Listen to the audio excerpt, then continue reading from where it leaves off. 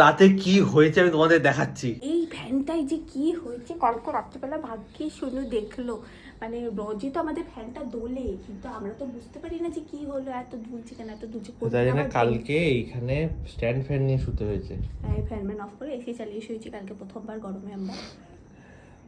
দেখা পাখাটা অফ কর আগে, এই আগে দেখে নাও তো পাখাটা চালিয়েছি তো। এটা তো এইরকম হচ্ছে, পাঁচে দিলে দেখ। পাঁচে দিস না, চারে দে, চারে দে।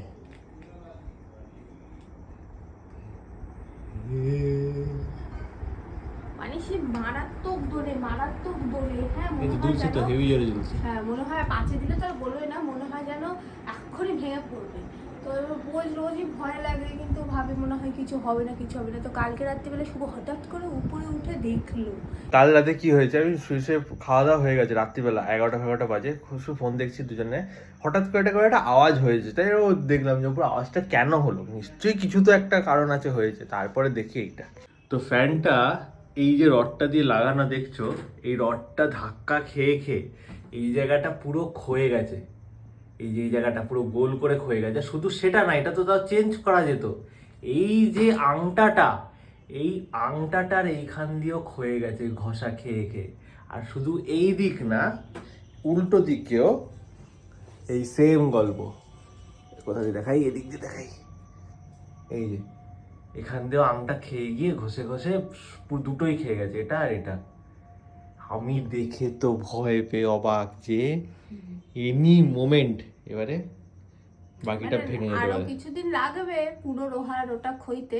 হ্যাঁ, একদিন ক্ষত ক্ষয়ে যেত আর কি অবস্থা, একবার একদিক দিয়ে পড়তো না, প্রথমে এরম ডাকতো, আর তখন পাখাটা এরম এরম করে কি হতো, ওই দেখেই তো আত্মারাম খাঁচা কি দৌড়। ভাবতো। ও বাবা রে, মাঝরাতে হলে কি হতো কে জানে।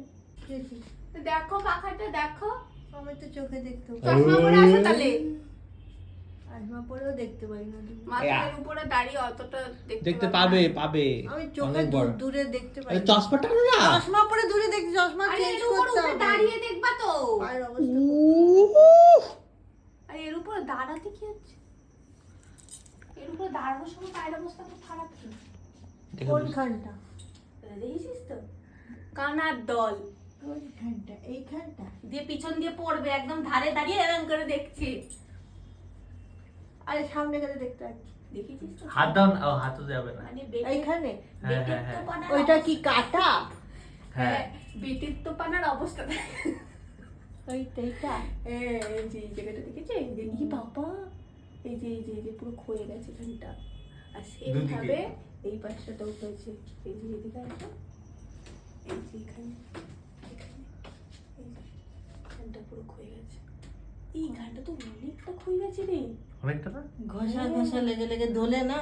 হ্যাঁ ওই জন্য হয়েছে। বাপি বকছে, বলছে বারণ করেছিলাম এগুলো করে দিই, সেটা ভালো হবে। তো ওটা তো ভিডিওতেও ওঠে না, তো কি অসুবিধা? ওটার জন্য ঠিক করে দিলে কি এইটা এইটা এটাই হোক, যেটাই হোক, বাপি যেটা বলে সেটা করে দিবি। ওটা তো ওঠে না। একদিন না, পর্যন্ত ওঠে ঘপ না। করে বাপি তো বলেছিল যে এটা হালকা ফ্যান পরলে কিছুই হবে না। বাপি যেদিন বলাতে বাপি বললে এটা হালকা ফ্যান পরলে কিছুই হবে না। আমি কালকে রাতে দাদাকে ফোন করেছি, দাদা এই বাড়িতে এলে কি হয়, তখন মা বাপি ওই ঘরে শোয়, আমি আর শুভ ওপরে শুই, আর দাদাকে এই ঘরে শুতে দেওয়া হয়। হ্যাঁ, দাদা বলছি, আমি দাদাকে বলছি যে ধর তুই আসতিস, তুই এই বাড়ির সদস্য না, অথচ তোর উপরেই ধর পড়তো। দাদা বলছে এই কারণেই তো আমি ওই, দাদা বলে এসে ওই দিক মাথা দেয় আর ওই ধার চেপে শোয়, তো পড়লো এইখানটা পড়ে, ওর গায়ে না পড়ে। তো সমস্যার বিষয় এটা যে ফ্যানের যদি ব্লেডটার প্রবলেম হতো, ওই যেটা দিয়ে ঝুলছে, সেটা নতুন কিনে বদলানো যেত। কিন্তু যখন আংটাটাই আর্ধেক আর্ধেক কেটে গেছে, তো ওটা তো মানে স্ট্রেংথ আর নেই সেইভাবে যা ছিল। তো এবারে এটার জায়গায় অন্য কিছু লাগালেও সলিউশন বেরোবে না। তো বেটার এটাই যে ফ্যানটা খুলে রেখে দিতে হবে। এবার ফ্যান খুলে রেখে দিয়ে গরমকাল জাস্ট শুরু হচ্ছে, আর এইটা দিয়ে কিচ্ছু হবে না। তো কী করা হবে? আর এটার হাওয়াটা এমন না, একটা জায়গায় কনসেন্ট্রেট, তো বেশিক্ষণ বসলে সেই জায়গাটা ব্যথা হয়ে যাবে। তো কী জানি না সলিউশন কী হবে এখন। তোমরা যদি কিছু ভালো সলিউশন জেনে থাকো তাহলে বলো, হেল্প হতে পারে আমাদের।